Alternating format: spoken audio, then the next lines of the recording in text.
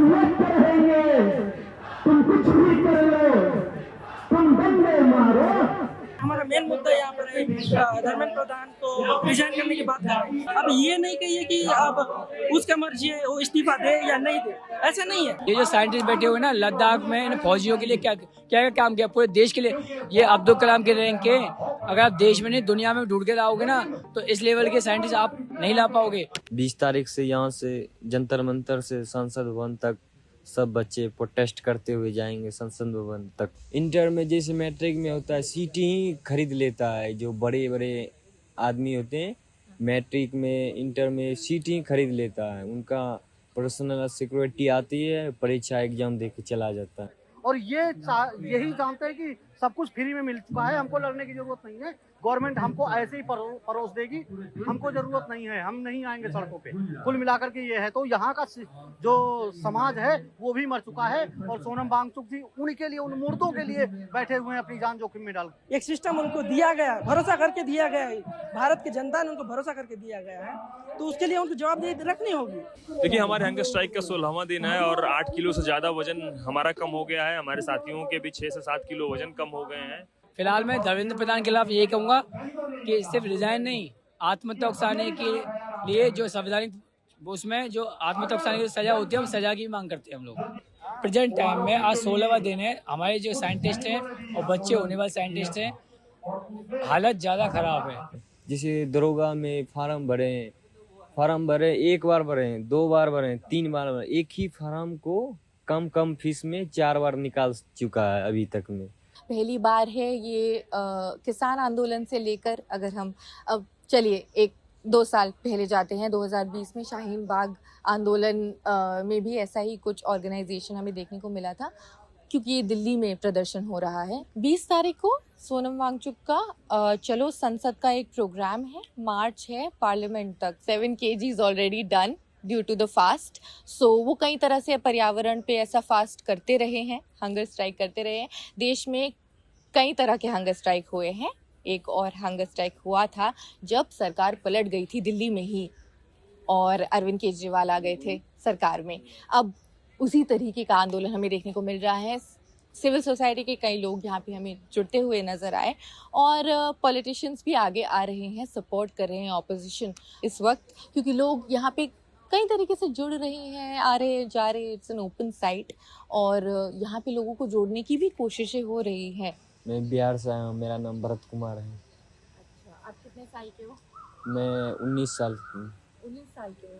तो यहाँ पे क्यों आए हो जंतर मंतर पे? क्योंकि बिहार में भी बहुत ज़्यादा पेपर लीक होता है, इसलिए यहाँ सपोर्ट करने आए हैं। पेपर लीक अगले बार से नहीं हो। कितना फीस लगाया होगा एक बार? पहले लिया 800, फिर 700 लिया, फिर 600 लिया, फिर अभी फिर ऑनलाइन हो रहा है 200 के लिए, फिर ऑनलाइन हो रहा है। हाँ, फॉर्म फिलिंग फिर चालू हो गया है। वो बोल रहा है कि इसके अलावा भी आपकी पढ़ाई में भी खर्चे हैं। हाँ, बहुत खर्चा है। देखो, गरीब बच्चे बहुत उतना नहीं कर सकता है।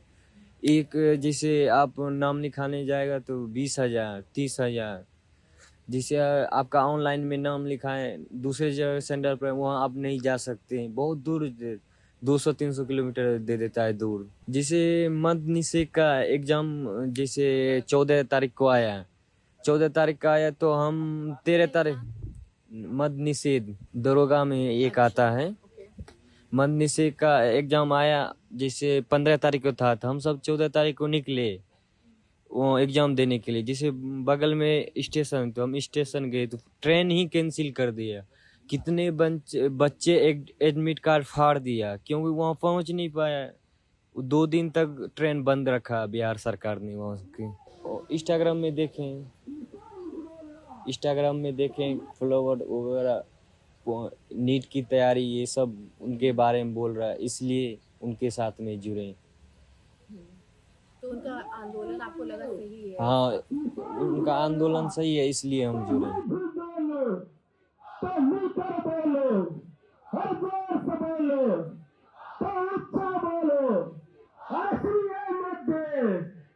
अभी मैं मनीष हूँ और मैं भूख हड़ताल पे हूँ। आज हमारा 16वां दिन है।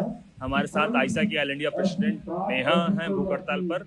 आमीन है जो AUD से PhD कर रहे हैं, नेहा JNU से PhD कर रही हैं, और हमारे एक चौथे साथी दीपक हैं जो दिल्ली यूनिवर्सिटी से पढ़ाई कर रहे हैं और आइसा के वाइस प्रेसिडेंट हैं। और सिर्फ इलाहाबाद विश्वविद्यालय नहीं, पूरे देश के भर के विश्वविद्यालयों की जो हालात है, उस हालात को इन लोगों ने ऐसा कर दिया है कि सभी विश्वविद्यालयों में फीस को बढ़ाना एक कॉमन ट्रेंड हो गया है। विश्वविद्यालयों के इंफ्रास्ट्रक्चर पर सरकार पैसे नहीं खर्च कर रही है।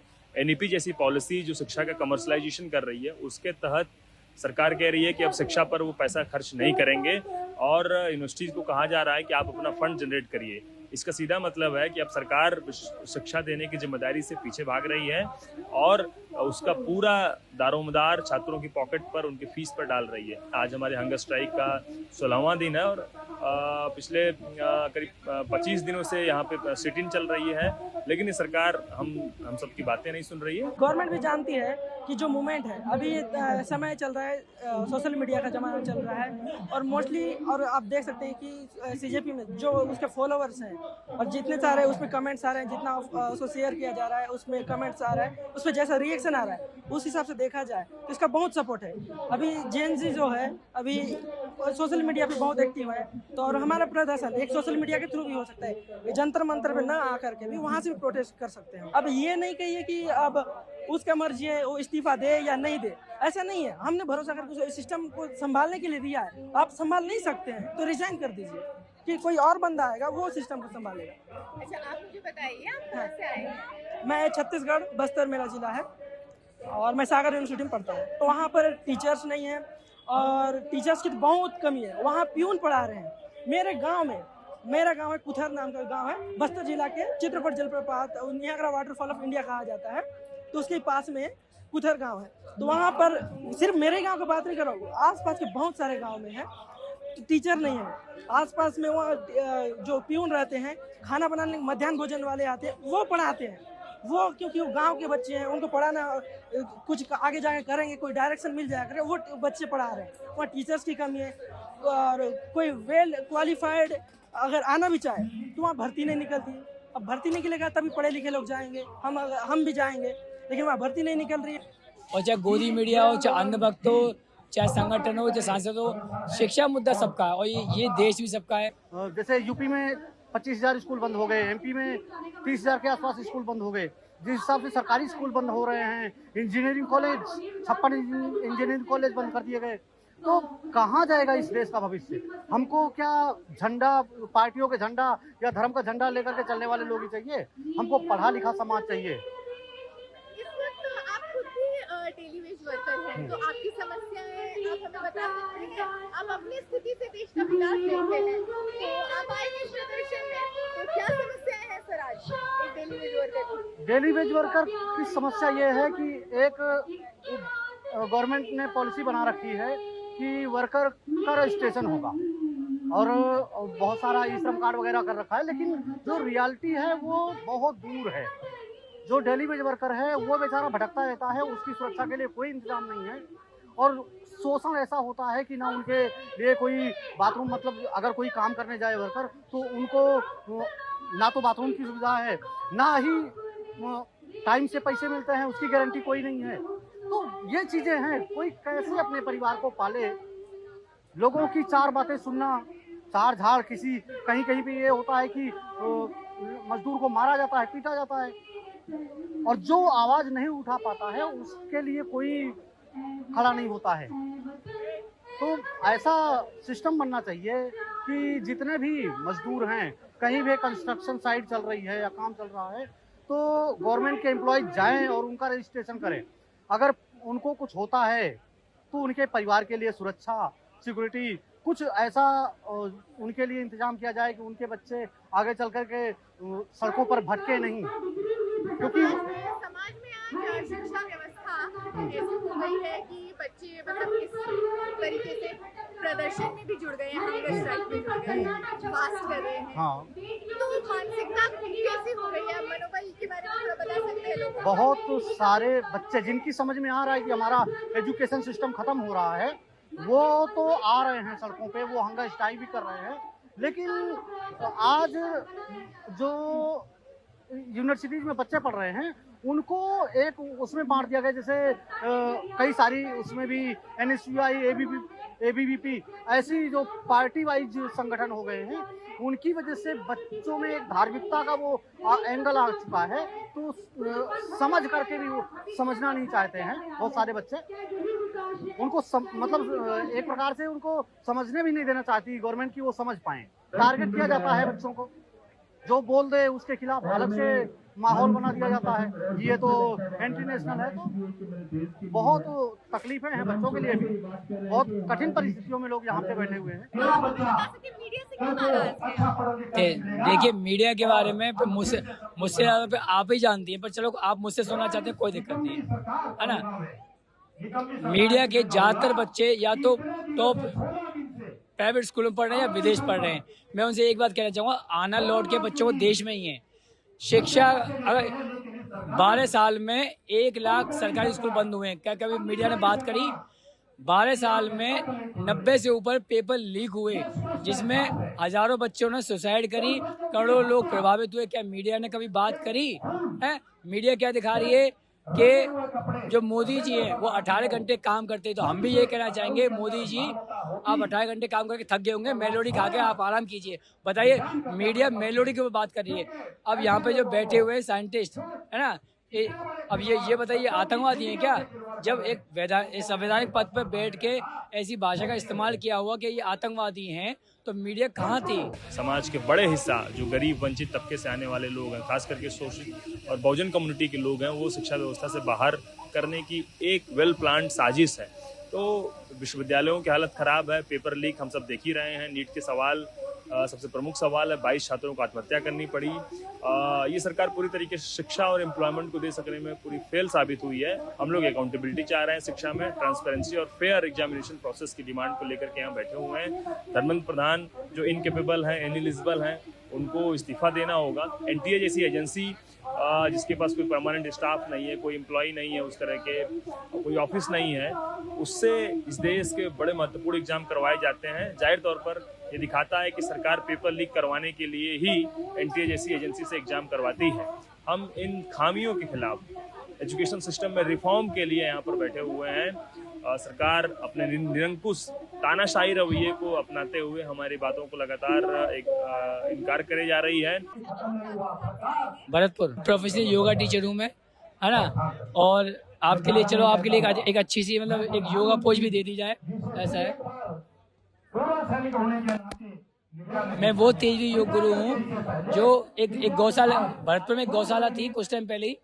जिंदा गायों को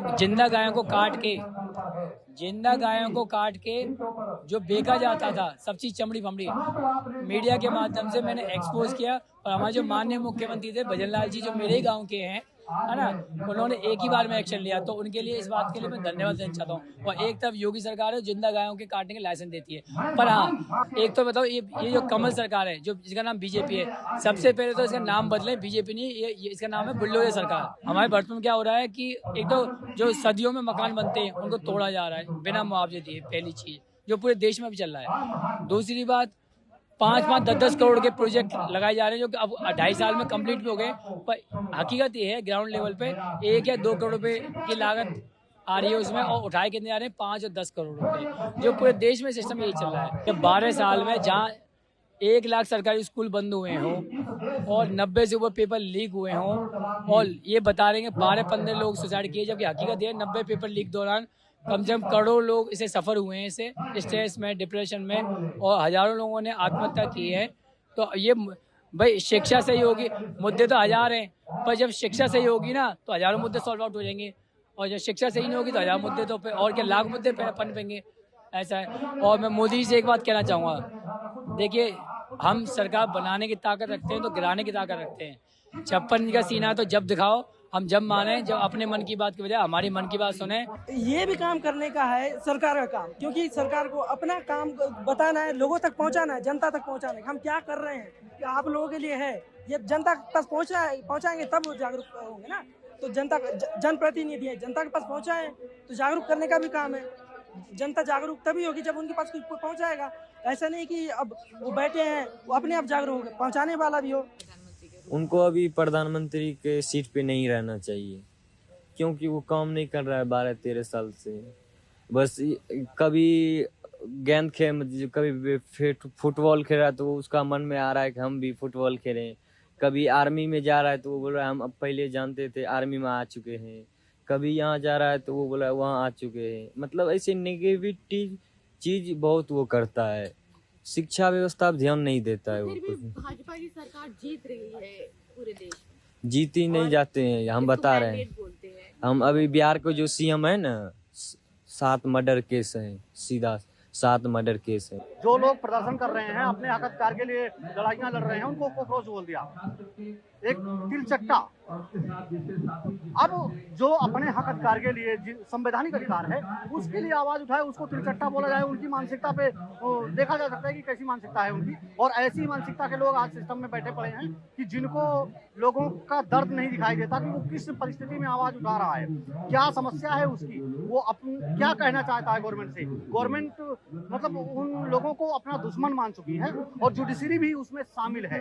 5 साल में एक बार वैकेंसी आती है, सीटें बहुत इनसफिशिएंट होती हैं, उसके बावजूद 5 साल में एक बार परीक्षा होती है, वो भी पेपर लीक हो जाता है। और उस पेपर लीक होता है, प्रोटेस्ट होता है, धरने पे हम लोग बैठते हैं, फिर री एग्ज़ाम होता है, उसमें भी धांधली के आरोप लगते हैं। तो ये एक जनरल फिनोमेना बन चुका है पूरी भाजपा की सरकार में। और सिर्फ असिस्टेंट प्रोफेसर की ही नहीं, आप देखें उत्तर प्रदेश में कांस्टेबल का पेपर, आरओ का पेपर, एसएससी जीडी का पेपर, आप देखें कि लेखपाल का पेपर, पीसीएस तक की परीक्षाएं लीक होती हैं। और सिर्फ ये यूपी की बात नहीं है, मध्य प्रदेश में पेपर लीक होता है, जयपुर में पेपर लीक होता है, महाराष्ट्र में पेपर लीक होता है, नीट का पेपर लीक होता है। तो हम सब इस सिस्टम के सफरर हैं, विक्टिम हैं। और इसीलिए एक्टिविज्म के साथ साथ हम लोग अपने खुद के भी न्याय की लड़ाई, अपने हक की लड़ाई हम लोग लड़ रहे हैं।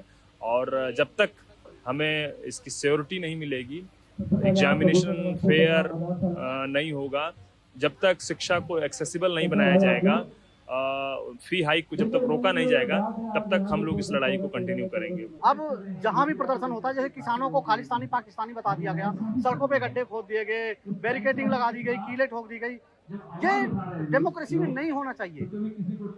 और अभिजीत दीपके साहब, इन्होंने उस चीज को लेकर के मोमेंटम बनाया और लोगों का साथ मिला, तब आए वो कि हम आपकी लड़ाई लड़ेंगे, आप लोग सहयोग कीजिए। तो जिन लोगों की समझ में आ गया है वो आज आ गए हैं, उनका साथ दे रहे हैं। जिनकी समझ में नहीं आया वो नहीं आएंगे। और इस बैनर में शायद आपने पढ़ भी लिया होगा, जेल भरो आंदोलन। अगर जेल भी होती है तो मैं खाना और पानी छोड़ूंगा। अगर आप मेरी बात कर रहे हैं तो तुम डंडे मारो, तुम गोली चलाओ, तुम जेल में डालो, हम लड़ते रहेंगे। तो जोर से बोलो, तो ऊंचा बोलो,